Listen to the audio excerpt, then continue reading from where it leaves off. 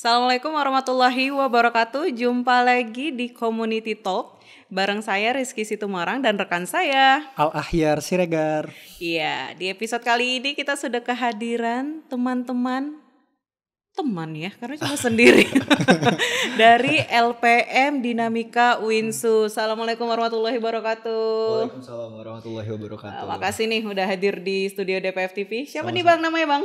Oh, nama saya Wahyu Nizam Kak. Sekarang jadi pemimpin umum di LPM Dinamika periode 2020-2021. Wahyu Nizam. Iya, Wahyu Nizam. Panggilannya? Kalau misalnya kebanyakan orang manggilnya Nizam sih Kak, tapi beberapa orang ada yang Wahyu, yang lebih ke keluarga dan teman dekat aja gitu. Oke, berarti kita sepakat manggil Bang Nizam ini ya. Boleh. Oke, Bang Nizam selamat datang ya di Community Talk. Terima kasih. Iya, dari LPM Dinamika Winsu. LPM Dinamika tuh apaan sih Bang Wahyu? Nah, Bang Nizam ya? Bang Nizam Kak. LPM Dinamika itu sebenarnya adalah UKM di kampus, unit kegiatan khusus atau unit kegiatan mahasiswa di kampus UIN Sumatera Utara. Nah, jadi kami sebenarnya organisasi minat bakat gitu Kak. Nah, LPM Dinamika sendiri bergeraknya itu di bidang jurnalistik. Tapi gak cuma di bidang jurnalistik aja, ada desain grafis, kewirausahaan sama penelitian dan pengembangannya gitu. Kami biasanya tuh anak Dinamika selain kegiatan jurnalistik yang kayak tulis menulis, tapi juga ada fotografer, videografer, kemudian ada editor bahasa, ada wirausahanya juga. Nah, wirausahanya ini kami buat usaha percetakan dan kebanyakan mahasiswa biasanya pakai jasa percetakan kami gitu untuk membantu supply operasional Dinamika gitu. Jadi bergerak di minat bakat lebih fokusnya ke media ya. Iya, tadi ada jurnalistiknya atau fotografer, bener. desain. Wah keren. Ini kalau cerita awalnya gimana nih LPM Dinamika? Kapan berdirinya? Siapa owner? Terus ngapain sih hadir Dinamika di kampus? Oke. Nah, kalau di awalnya itu sebenarnya idenya itu diprakarsai oleh Abangda Haji Ali Murtado. Sekarang udah almarhum. Abangda ini berpikir bahwa penting kayaknya di Institut Agama Islam Negeri pada waktu itu kan Kak, belum berubah jadi UIN, harus ada nih media kampus karena pada waktu itu informasi dari kampus mungkin tidak sampai keseluruhannya ke mahasiswa. Jadi perlu ada sebuah corong yang medianya di media kampus untuk berbagi informasi dari birokrat ke mahasiswa. Nah, jadi dibentuklah oleh Abangda Haji Ali Murtado ini bersama Bang Sugiatmo, Bang Iqbal Irham, kemudian ada Jubair Situmorang, ada Bang Said Situmorang, Ali. saya juga Situmorang. Nah, itu mereka mendirikan Dinamika. Tanggal resmi berdirinya itu tanggal 16 Oktober 1993. 93 berarti usianya sekarang sudah 27 tahun. 27 tahun. Wah, keren. Lama banget ya Kak ya. Udah lama banget ya. 27 tahun eksis. Berarti udah banyak nih kira-kira prestasi atau pencapaian yang udah diraih dari Dinamika ya Bang. Mungkin bisa jelasin Bang? Kira-kira apa aja? Kalau prestasinya, alhamdulillah kan kami produksinya itu majalah sama tabloid ya Bang. Jadi selama udah 6 tahun berturut-turut Dinamika mendapatkan penghargaan dari Serikat Perusahaan Pers Pusat, itu majalah terbaik se-Sumatera. Nah, jadi se-Sumatera, pers mahasiswa se-Sumatera. 6 tahun berturut-turut? 6 tahun berturut-turut, mulai dari 2016 sampai 2021 terakhir kami dapat ini majalah terbaik Sumatera itu Silver Winner. Ini ya contoh produknya ya. Nah, iya itu contoh produknya. Ini tabloid. Tabloid. Oke. Nah, kalau tabloid ini biasanya dijual kah atau mungkin dikasih ke siapa aja nih Bang? Biasanya tabloid ini kami distribusikan itu ke mahasiswa Bang, ke mahasiswa dan kadang umum juga karena Dinamika kan peliputannya itu atau yang ditulis dalam majalah itu tidak hanya tentang kampus tapi juga ada tentang kuliner, tentang wisata. Nah, itu semua kami masukin. Nah, jadi tabloid itu bisa ramah untuk mahasiswa khususnya dan masyarakat pada umumnya gitu. Artinya kontennya umum ya Bang ya? Kontennya hanya sebatas dengan kampus, iya, benar banget. tadi kayak kuliner, wisata. Iya, wisata. Gitu ya, Jadi ada rubrik yang rubrik slow untuk lebih enak dibaca gitu, lebih membuat orang tertarik. Kira-kira kuliner, wisata di Sumatera Utara ini apa sih yang perlu kita kasih tahu ke orang lain gitu. Ngomong-ngomong soal jurnalistik di kampus gitu Bang. Sebenarnya dari pihak kampus sendiri bagaimana Bang responnya atau bentuk dukungannya terhadap Dinamika sendiri Bang? Oke. Kalau untuk dukungan ke Dinamika, kita komunikasinya itu mungkin seperti anak dan orang tua gitu. Nah, jadi organisasi di kampus ini anaknya orang tua itu adalah pihak birokratnya gitu, kampusnya sendiri. Jadi yang namanya media kadang kan memberitakan sesuatu yang mungkin agak sensitif, kemudian lebih kritis terhadap yang diberitakannya gitu. Mungkin yang namanya kita kritis terhadap seseorang, kadang seseorang itu bisa menerimanya dengan baik, kadang juga ada respon yang di luar dugaan kita. Nah biasanya kalau misalnya dinamika ada berita yang lumayan dalam tanda kutip kritisannya itu lumayan menyinggung, kami ya seperti orang tua memanggil anaknya gitu untuk memberikan sebuah nasihat. Kita harus seperti ini, kita harus seperti ini, kita harus sama-sama menjaga kampus karena memang dinamika sebagai mahasiswa kan dimulai mahasiswa, pastinya kami tidak punya tujuan untuk menjelek-jelekan kampus, tapi kita sama-sama mengkritisi, sama-sama melihat apa sih yang harus kita benahi di kampus ini. Jadi mengajak mahasiswa dan seluruh sivitas akademika untuk sama-sama peka terhadap permasalahan di kampus dan sama-sama kita perbaiki gitu Bang. Artinya memang sama-sama dengan adanya media ini agar bisa lebih kritis dan membangun kampus Iya, lebih baik membangun lagi, kampus lebih bagus gitu. lagi. Terkadang kami juga memberitakan prestasi-prestasi kampus gitu Bang. Misalnya kampus yang mendapatkan penghargaan, ada kerjasama gitu. Kami juga menjadi publikasinya kampus. Pembukaan kampus 4 gitu, kemudian ada acara-acara kampus itu juga kami beritakan, membantu memberitakan kampus juga gitu. Misalnya ada beasiswa UPZ, nah itu kami juga bantu sebar ke mahasiswa, termasuk penerimaan mahasiswa baru gitu. Artinya memang Kak, kalau dari dinamika sendiri atau jurnalistik kampus itu sangat terbantu ya Kak dengan adanya media tersebut sehingga informasi apapun dan kepada siapapun bisa mendapatkannya gitu ya Kak. Benar. Tapi menarik ini Bang Nizam. Nama jurnalistik itu kan pasti terkenal dengan independensi ya. Independensi ya. Gimana sendiri nih di dinamika? Terkadang kita nggak bisa menutup kemungkinan ada isu-isu yang perlu dikritisin tadi ya. Secara posisi ini teman-teman dinamika nih pernah ada pengalaman yang seru nggak sih? Misalnya sampai di bredel, LPM-nya, sekretariatannya pernah sampai punya pengalaman seperti itu nggak sih? Kalau pengalaman itu pernah ya Kak, mungkin tapi tidak di zamannya kami gitu. Saat ini kan zamannya itu pandemi, kami bergerak secara digital juga tidak terlalu sering menggunakan sekretariat. Artinya pandemi juga membuat ini ya gaya baru Iya, di membuat kalian gaya baru, ya. membawa perubahan baru untuk operasionalnya dinamika. Kalau misalnya ada pengalaman sampai di bredel mungkin belum pernah, karena di bredel kan harus selesai semuanya dinamika gitu ya.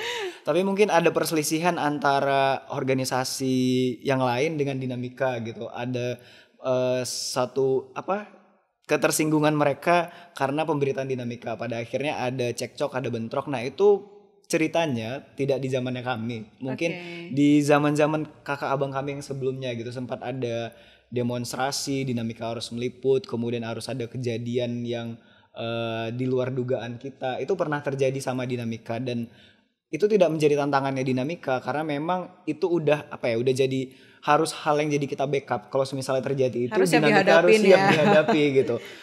Karena memang untuk independensi sendiri setiap kru yang masuk ke organisasi dinamika dia hanya boleh organisasinya dinamika aja gitu Kak. Oh jadi nggak boleh bergabung di yang lain organisasi lain ya. Termasuk organisasi ekstra saat untuk ini menetralkan tadi ya posisi kita sebagai jurnalis ya. Iya benar, karena memang sewaktu-waktu ada yang harus kita beritakan misalnya dari organisasi di fakultas, tapi bagaimana kalau misalnya anggota dinamika sendiri yang memberitakan hal itu gitu. Jadi harus menjaga independensi itu tadi, makanya ada syarat kalau mau masuk dinamika tidak boleh bergabung ke organisasi ekstra atau intra yang lainnya yang setara dengan dinamika gitu. Wah, cakep itu.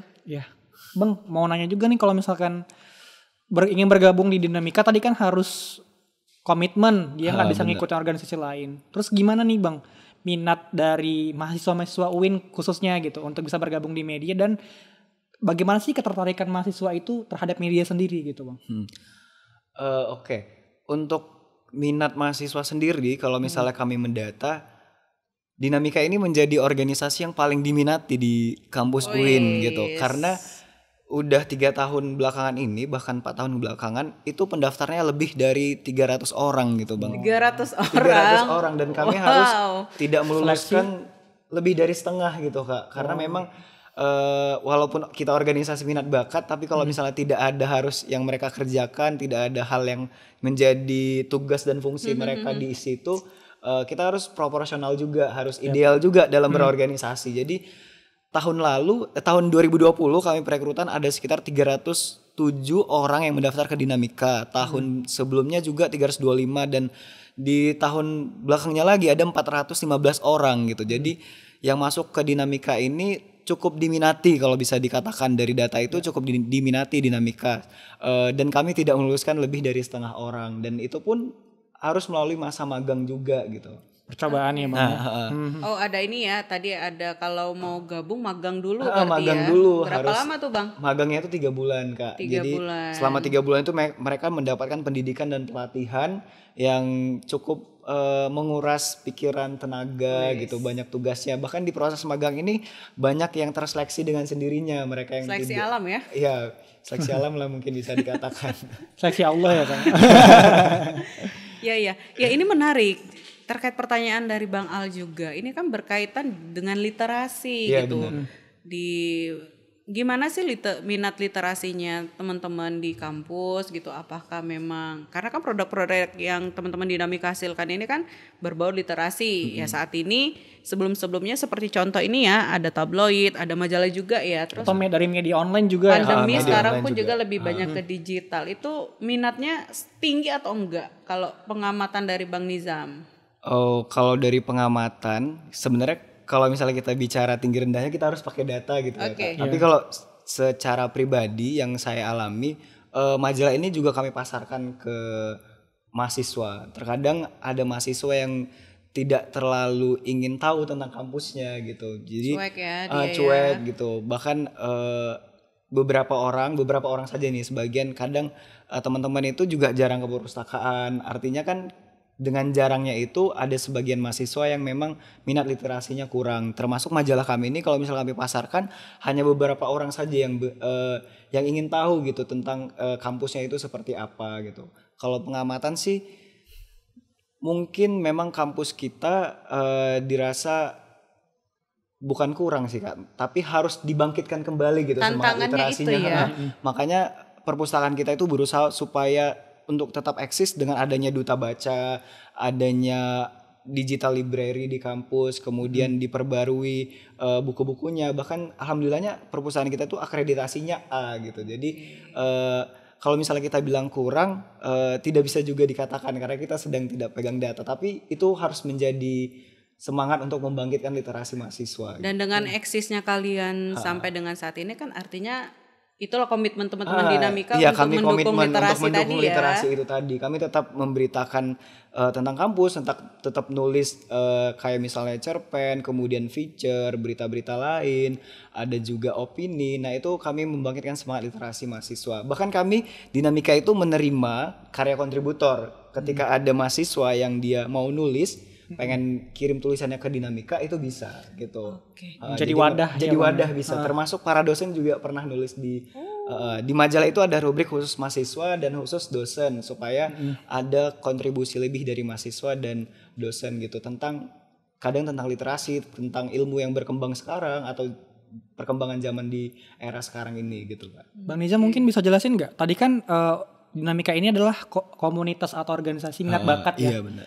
Bisa jelasin nggak Bang? Biasanya kan kita tahu bahwasanya orang yang tertarik dengan jurnalistik itu kan mahasiswa-mahasiswa dari komunikasi Iya, gitu. benar. Nah, mungkin bisa jelasin nggak Bang? Di Dinamika sendiri tuh background dari jurusannya Ya, apa Bang? apa cuma anak visipol semua? Karena kan yang namanya jurnalistik kan visip ya gitu ya. Iya, kebanyakan gitu. Kalau di Dinamika sendiri sesuai dengan krunya sekarang itu memang kebanyakan itu mahasiswanya dari Fakultas Ilmu Sosial dan Fakultas Ekonomi, tapi semua fakultas itu ada Bang ada perwakilannya. Karena gini, ilmu jurnalistik kan itu ada ilmu yang berkaitan di dalamnya. Misalnya kita adalah sebuah perusahaan media, pasti ada wirausahanya untuk advertising. Nah, kita juga ada bakat ke situ, desain grafis khususnya. Nah, jadi yang menaungi ilmu jurnalistik ini khususnya itu di bidang redaksinya gitu, Bang. Redaksi ini kan ada reporternya, ada kamerawannya, kemudian ada editornya. Nah, mereka ini yang memang benar-benar menaungi bidang jurnalistik. Tapi kalau bidang desain grafis itu ada webmasternya. Jadi orang yang berminat mengelola web, kemudian desain grafis, mengilustrasi atau menggambar, itu bisa gabung di situ. Kemudian ada litbang untuk penelitian dan belajar menjadi seorang yang mengembangkan orang lain gitu. Atau Riset ilmu, juga ya ya, riset juga, ilmu riset. mengelola manusia, research kecil-kecilan gitu. Kemudian ada wirausaha Anak matematika juga cocok dong ya Iya berarti. benar. Jadi Bahas semua fakultas itu statistik. semua fakultas itu ada, mulai dari kampus 1 juga ada FKM dan fakultas saintek, dan semua fakultas alhamdulillah tergabung ke Dinamika, karena kan Dinamika organisasi sekelas universitas. Jadi sebisa mungkin Dinamika harus berusaha mencakup semua fakultas agar mereka bisa merasakan gitu apa sih dinamika dan bagaimana sih kinerja media kampus gitu. Cakupannya besar ya Bang, berarti apapun Cakupannya bakat yang dipunya semuanya bisa diwadahi. semua dari bisa diwadahi Dinamika, yang memang minat bakat yang ada di Dinamika gitu. Mau wirausaha, desain grafis, penelitian atau jurnalistik itu tadi gitu. Bang bisa ceritain nggak Bang, saat ini kondisi dari kepengurusan Bang khususnya di Dinamika itu saat ini berapa orang sih, dan dari tingkat militansinya gimana nih Bang? Kalau saat ini kepengurusan ada 170 orang. Wah, 170 banyak ya. Mungkin Dinamika organisasi paling banyak gitu pengurusnya di kampus. Bahkan setelah sharing ke persma-persma di kampus luar, Dinamika juga paling banyak gitu pengurusnya sampai 170 orang. Kadang itu gimana sih ngelolanya, gimana sih supaya semuanya dapat kerja? Ya karena pendaftarnya juga banyak, mungkin menyesuaikan gitu. Kami juga selama pandemi ini Bang, yang lebih ditekankan ya kedisiplinan. Peraturan itu harus benar-benar dikasih tahu seperti apa. Dan memang selama pandemi ini kan orang tidak ke kampus gitu. Jadi kami berupaya mengalihkan semua program kerja, mengalihkan semua kegiatan ke digital. Yang artinya mahasiswa itu menunggu bagaimana sih perkembangan kampus ini gitu. Karena mereka tidak bisa langsung ke kampus. Jadi ya Dinamika bisa menjadi corong memberikan informasi kepada mereka gitu Bang. Nah kalau misalnya SDA Kru Dinamika, ya mungkin kita sama-sama tahu semuanya juga terdampak, semuanya juga pada merasa kebingungan gimana sih solusinya. Jadi ada sebagian yang aktif, benar-benar aktif karena mereka dekat di Medan, enak komunikasinya. Tapi orang-orang yang di kampung itu yang tidak bisa ke Medan mungkin berorganisasi secara online, secara digital. Karena semua kami alihkan melalui digital. Jadi pandemi ini membawa gaya baru dalam kita bekerja, berkomunikasi, bahkan berorganisasi, sekelasnya Dinamika juga. Merubah budaya yang tadinya kita harus dari langsung, offline jadi online dan digital semuanya gitu ya Bang. Terkait nama, kan Dinamika tuh ya. Sebenarnya historinya Dinamika sendiri apa sih tuh kalau dari para pendiri gitu. Kenapa namanya Dinamika gitu? Ada apa di balik Dinamika itu? Awalnya itu awalnya LPM Dinamika ini sebelumnya belum LPM gitu kan. Oke. Jadi pada awal berdirinya itu masih di bawah naungan Dema Institute.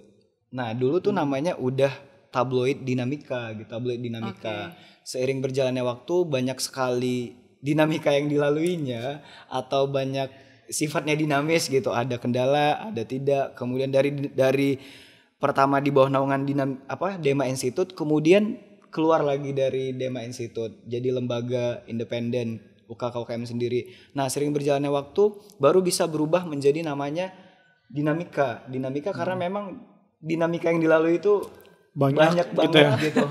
Mulai dari pertama hanya sedikit orangnya, kemudian masih juga sedikit, bahkan sampai SDA-nya itu tidak sampai 10 orang, dan itu benar-benar dinamika yang harus diperjuangkan gitu. Makanya namanya Dinamika. Menurut ceritanya seperti itu. Seperti itu ya.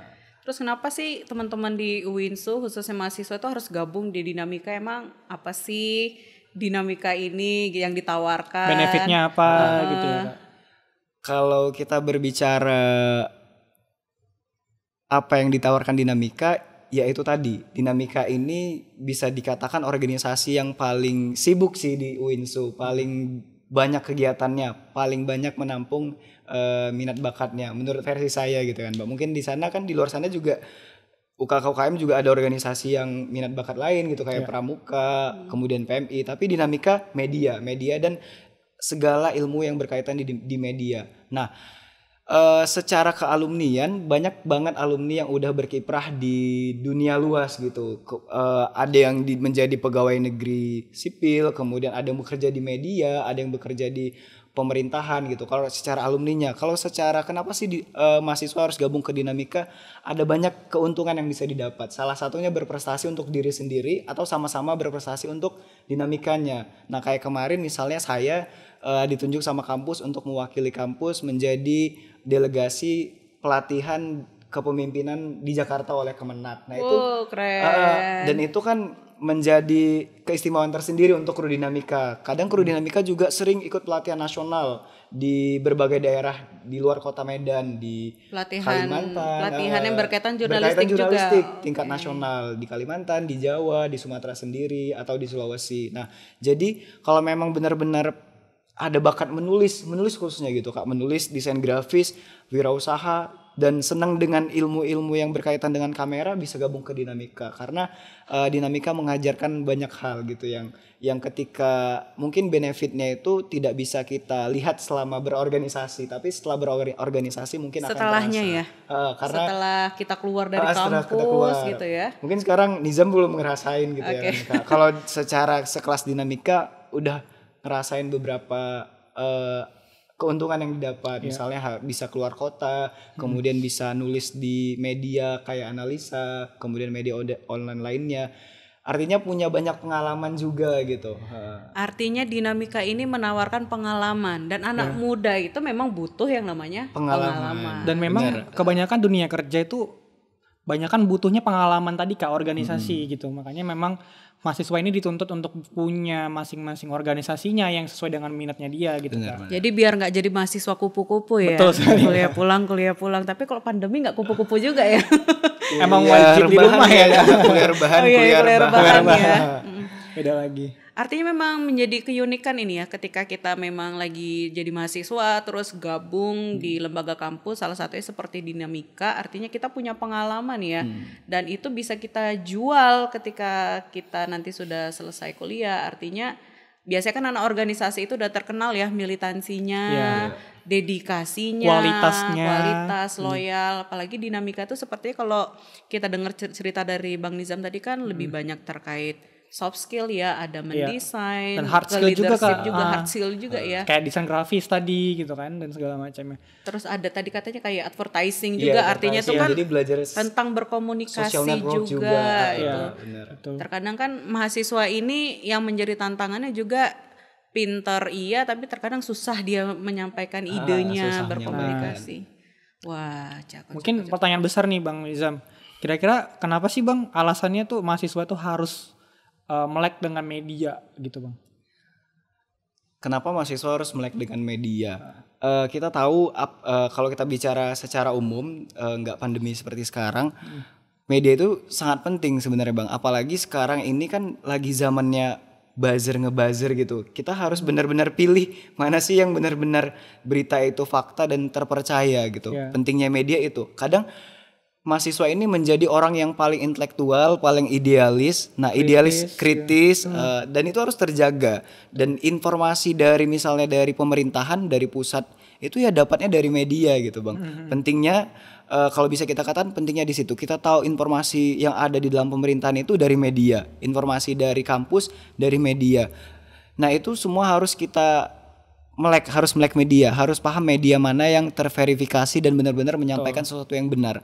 Nah, kalau misalnya tidak ada media, mungkin ada kesulitan untuk mendapatkan informasi gitu, ada kesulitan untuk mendapatkan informasi. Kemudian bisa jadi banyak disinformasi yang didapatkan gitu Bang. Nah, kalau misalnya ada media, ada dialog-dialog seperti ini, ada tulisan yang hadir, mahasiswa lebih dapat menangkap informasi apa sih yang sedang terjadi di negara ini, dan mereka bisa membuat sebuah riset, sebuah diskusi-diskusi kecil bagaimana sebenarnya kita harus membawa kampus ini sebagai miniatur negara, kemudian peran kita sebagai mahasiswa untuk negara kita apa, kita itu sebagai agent of change. Nah, seperti itu mungkin Bang. Berarti memperluas wawasan. Memperluas wawasan juga.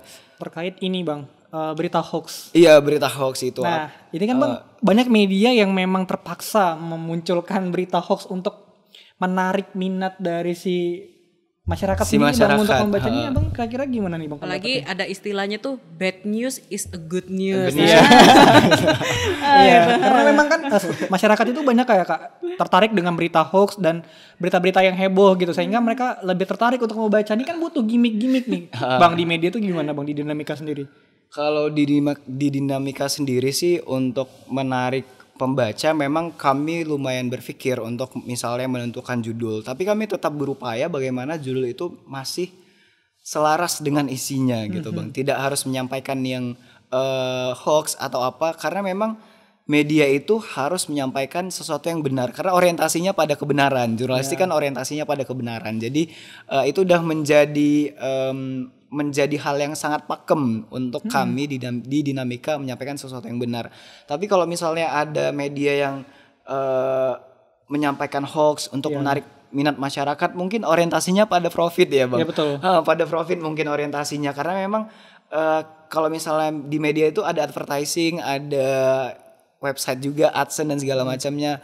Nah, kadang kan kita tidak tahu kejahatan semakin canggih media sosial semakin canggih juga kejahatan itu. Termasuk yang saya bilang tadi buzzer-buzzer itu kadang informasi hoax itu bisa tersebar ya karena ada yang ngebas gitu. Iya, betul. Misalnya sekarang ini lagi marak nih baby boomers, orang yang baru pandai internet, orang baru melek internet, orang-orang tua kita sekarang. Nah, itu mudah sekali, rentan sekali dengan informasi hoax sebar sana kemari, misalnya di grup keluarga gitu. Betul. Nah, jadi kalau saya menekankan bahwa dinamika alhamdulillah tetap berorientasinya pada kebenaran. Nah, memang untuk menarik minat orang membaca pasti semua media akan berpikir gimana mereka akan tertarik. Nah, termasuk ini harus diberitakan, ini harus kita ulik, kita harus membuat berita yang ini supaya mereka tertarik. Tapi dengan catatan tetap berorientasinya pada kebenaran. Iya, karena dinamika kan tidak organisasi profit. Kami memang untuk mengasah minat bakat kami, mengasah kemampuan kami supaya siap gitu. Setelah selesai dari kuliah, punya ilmu di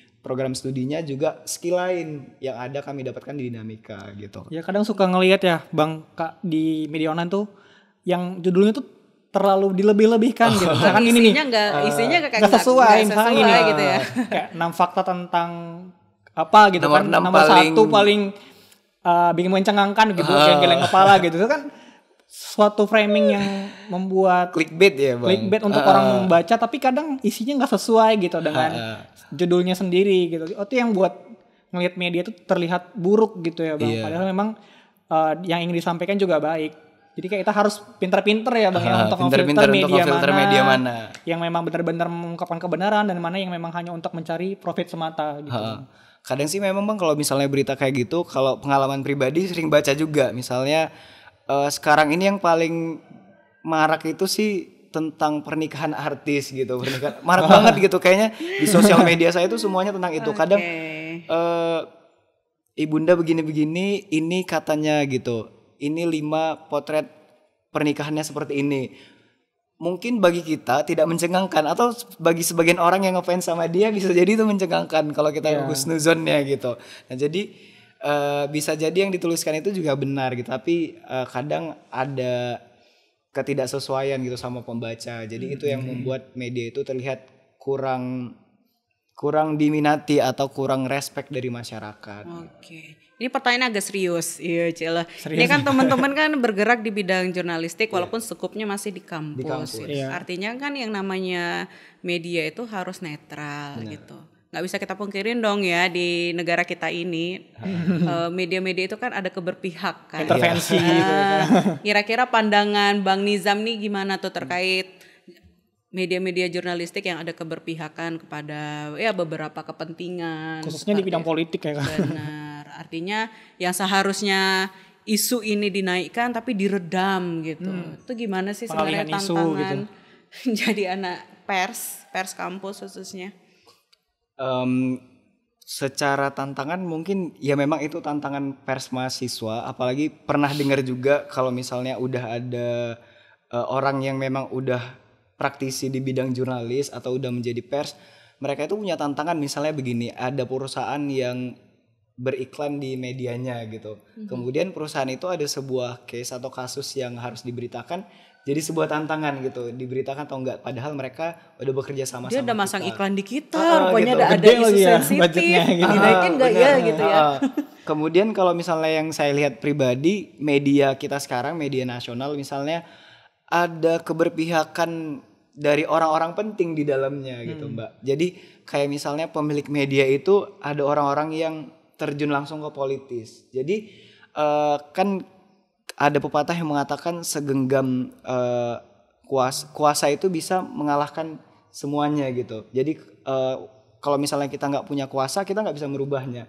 Tapi kalau misalnya punya kuasa, kita bisa mengatur semuanya gitu. Jadi untuk supaya tetap independen, supaya nggak berpihak, mungkin orang yang harus punya media ini dia tidak berpihak ke politik, tidak berpihak kemanapun gitu. Netral, ya. Jadi dia punya perusahaan media sendiri gitu. Jadi memang tujuannya, orientasinya memang pada ilmu jurnalistik yang berorientasi pada kebenaran gitu Mbak. Dan kita masih berpositif, masih ada ya Masih media-media masih yang ada. pro Yang itu tadi pro ya, netral yang tadi masih ya, Kak. memberitakan ada. kebenaran. Itu. Karena tidak semua kok media kayak gitu.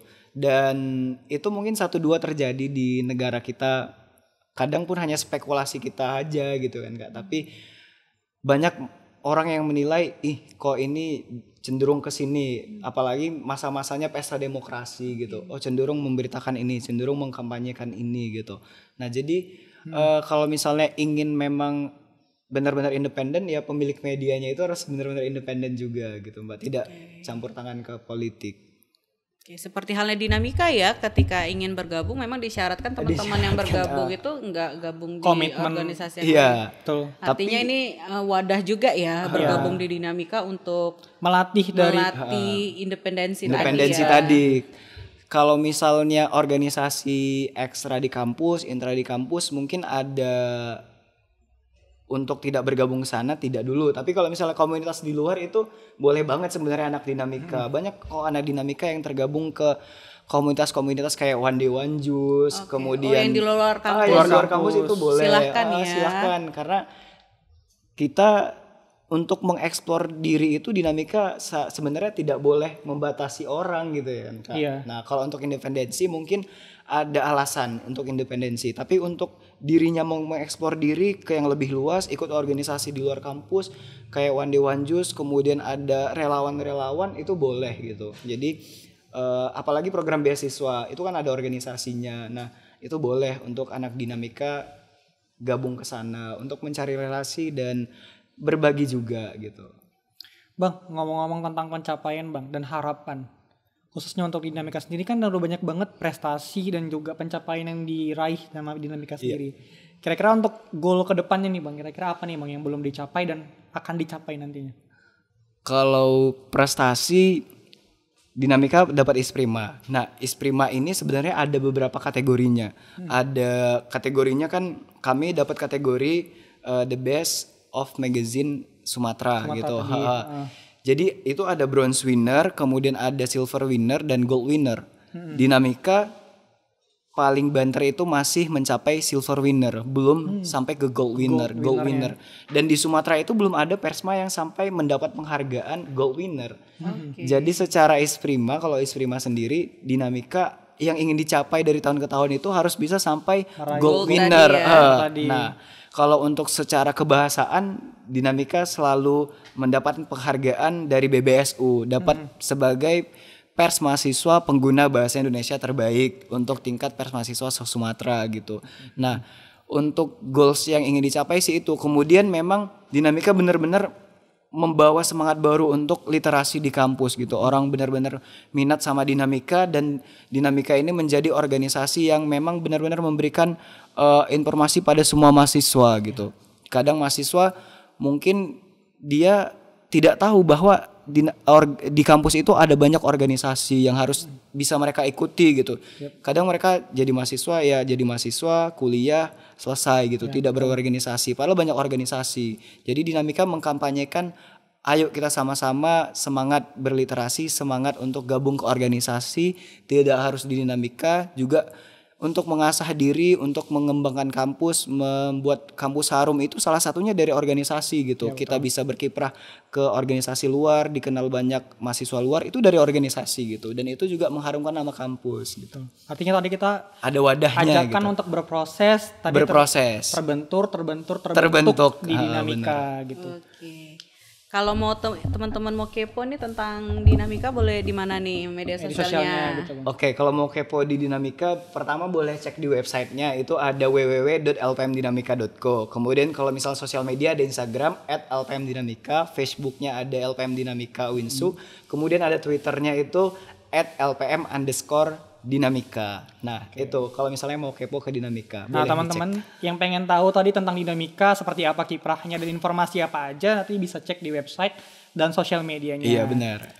Bang, sebagai closing statement nih ya Kak ya, kira-kira apa nih harapan Abang untuk media Indonesia dan bagaimana sih media ini bisa memberitakan kebenaran ke depannya? Gimana Bang harapannya?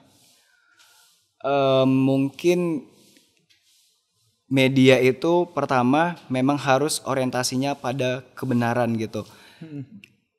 Sekarang ini orang banyak, pers itu kan tempat bekerja gitu ya Bang. Mungkin tempat kita bekerja itu orientasi kita juga pada keuntungan untuk mendapat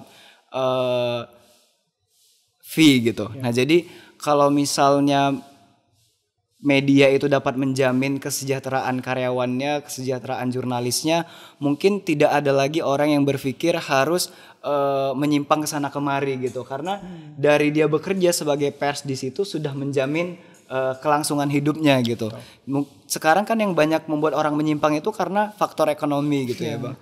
Jadi salah satunya itu. Dan kalau misalnya media itu menjamin jurnalisnya bisa sejahtera hidupnya, mereka tidak akan menerima suap dari sana sini, tidak akan membuat berita yang begini untuk menarik minat orang lain gitu. Satu lagi memang pemilik medianya harus benar-benar orang yang independen gitu, tidak terikat ke sana kemari. Oke, wah luar biasa ya, Luar biasa. menarik ya.